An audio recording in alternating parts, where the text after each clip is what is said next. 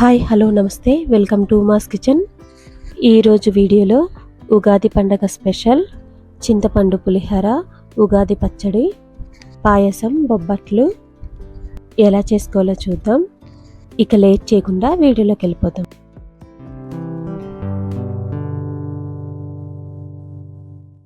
ముందుగా మనం ఉగాది పచ్చడి చేసుకోవడానికి ఒక మిక్సింగ్ బౌల్లోకి తరిగిన బెల్లాన్ని వేసుకోవాలి. ఇక్కడ నేను 2 స్పూన్ల బెల్లాన్ని వేసుకున్నాను. అలాగే కారం కోసం 1 స్పూన్ మిరియాల పొడి, వేప పువ్వు 1 స్పూన్ వేసుకోవాలి. సన్నగా కట్ చేసిన మామిడికాయ ముక్కలు, చింతపండు రసాన్ని వేసుకోవాలి. వీటన్నిటిని వేసిన తర్వాత 1/2 స్పూన్ సాల్ట్ కూడా వేసుకొని మొత్తం ఒకసారి కలుపుకోవాలి. చిన్నగా కట్ చేసుకున్న కొబ్బరి ముక్కలు, వేపుడు శనగపప్పు కొంచెం వేసుకొని మొత్తం కలిసేటట్టు కలుపుకోవాలి. అంతేనండి, ఎంతో సింపుల్గా ఉండే మన ఉగాది పచ్చడి రెడీ అయిపోయింది. మీకు కావాలనుకుంటే దీంట్లో దానిమ్మ గింజలు, కిస్మిస్ ఇంకా మీకు ఇష్టమైనవి వేసుకోవచ్చు. ఇప్పుడు నేతి బొబ్బట్లు ఎలా చేసుకోవాలో చూద్దాం.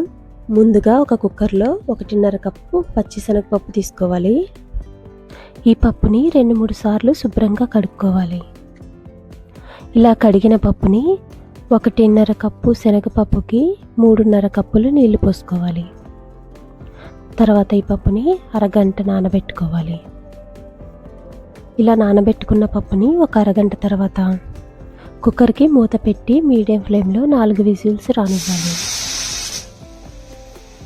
కుక్కర్లో ప్రెషర్ అంతా పోయిన తర్వాత శనగపప్పు చూడండి ఇలా ఉడికింది. పప్పు అడుగున ఇంకా నీళ్లు ఉన్నాయి కాబట్టి ఒక స్ట్రైనర్లో వేసుకొని పప్పుని ఇలా వడకట్టుకోవాలి. నీళ్ళు అనేది మొత్తం కిందకి వెళ్ళిపోయే వరకు ఒక 2 నిమిషాలు పప్పుని ఇలా వదిలేయాలి. తర్వాత స్టవ్ వెలిగించుకొని ఇదే కుక్కర్లో పప్పు వేసుకోవాలి. స్టవ్ని సిమ్లో పెట్టుకొని ఏ కప్పుతో అయితే శనగపప్పు తీసుకున్నామో అదే కప్పుతో 2 తురిమిన బెల్లాన్ని తీసుకోవాలి. అంటే 1.5 కప్పు పప్పుకి 3 కప్పుల బెల్లాన్ని తీసుకున్నాను. ఇలా బెల్లం వేసిన తర్వాత స్టవ్ని సిమ్లోనే పెట్టుకొని ఈ విధంగా పప్పు బెల్లాన్ని బాగా కలుపుకోవాలి. బెల్లం అంతా కరిగి పప్పు బాగా దగ్గర పడే వరకు స్టవ్ని సిమ్లో పెట్టుకొని మధ్య మధ్యలో కదుపుకుంటూ ఉడికించుకోవాలి. 3-4 నిమిషాలకి ఈ విధంగా ఉడికిపోయింది చూడండి. ఇలా ఉడికిపోయిన పప్పుని ఇప్పుడు స్టవ్ ఆఫ్ చేసుకొని కుక్కర్ని కింద పెట్టి చల్లారపెట్టుకోవాలి. ఇందులోకి 1/2 స్పూన్ యాలకుల పొడి వేసుకొని బాగా కలుపుకోవాలి.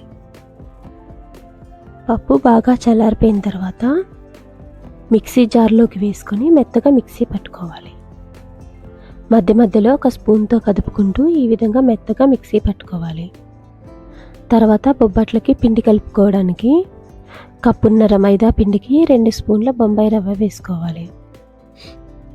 అలాగే 2 స్పూన్ల ఆయిల్ వేసుకోవాలి.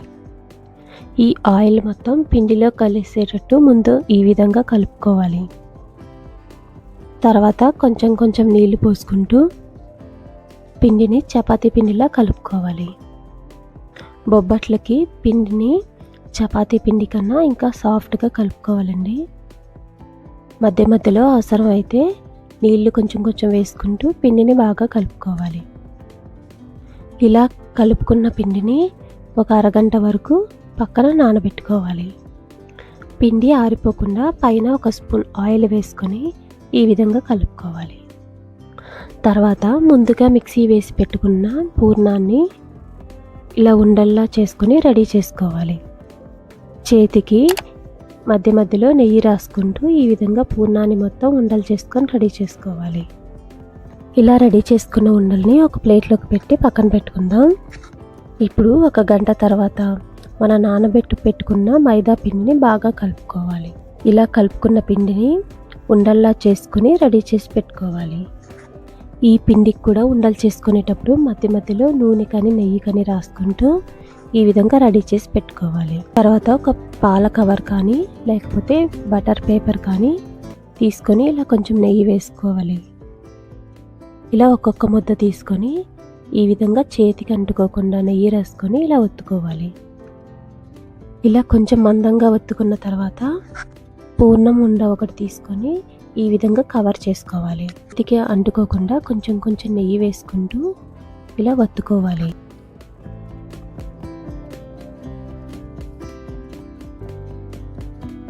చూపిస్తున్న విధంగా వత్తుకోవాలి.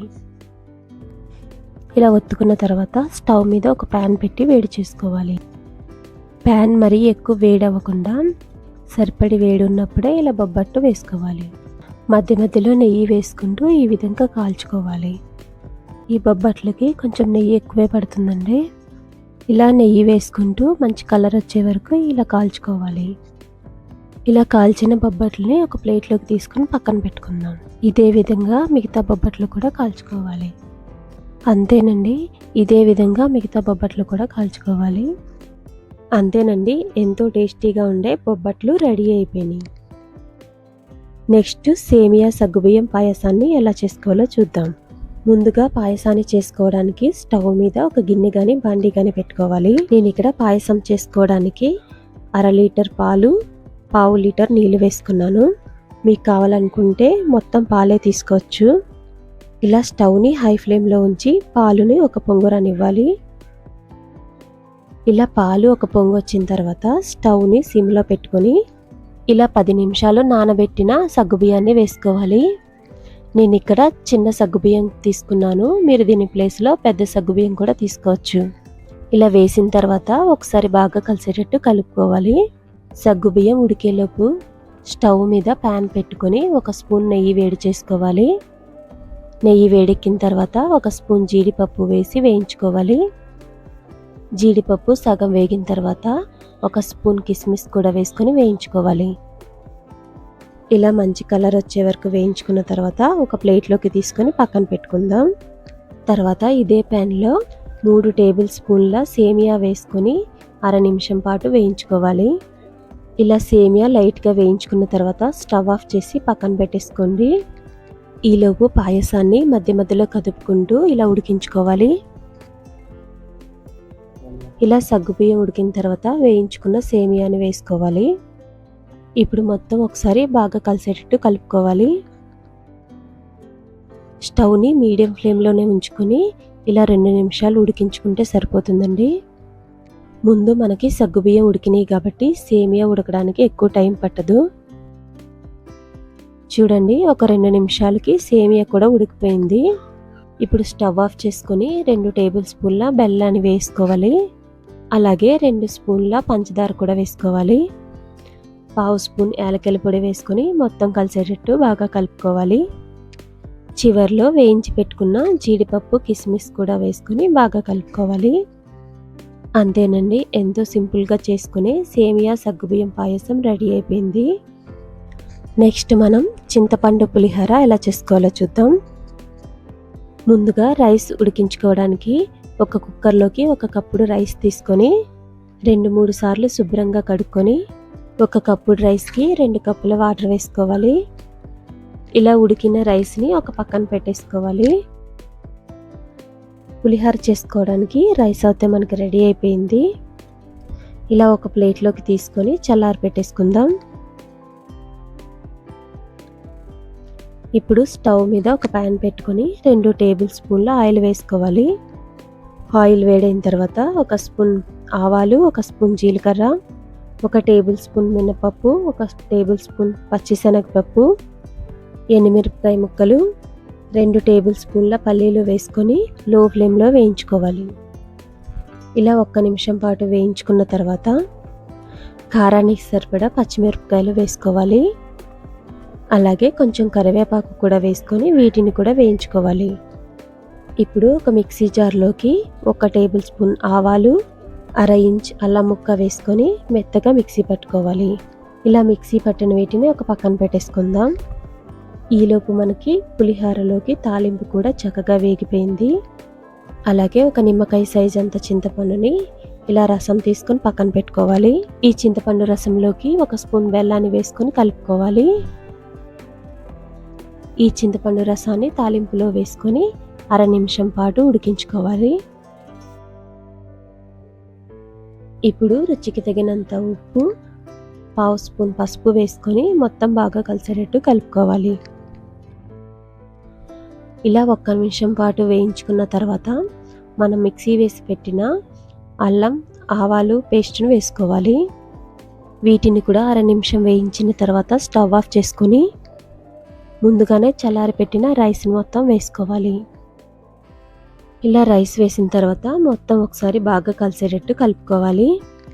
రైస్ని ఇలా కలిపేటప్పుడే సాల్ట్ చూసుకుని చెక్ చేసుకోండి. ఇలా చివర్లో అరచెక్క నిమ్మరసం వేసుకోండి. ఇప్పుడు మొత్తం ఒకసారి బాగా కలిసేటట్టు కలుపుకోవాలి.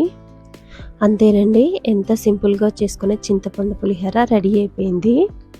చూశారు కదా, ఉగాది స్పెషల్ 4 రకాల ప్రసాదాలు ఎలా చేసుకోవచ్చు. ఈ వీడియో మీకు నచ్చినట్టయితే లైక్ చేయండి. మరిన్ని ఇలాంటి వీడియోల కోసం ఉమాస్ కిచెన్ ఛానల్ని సబ్స్క్రైబ్ చేసుకోండి. Thank you.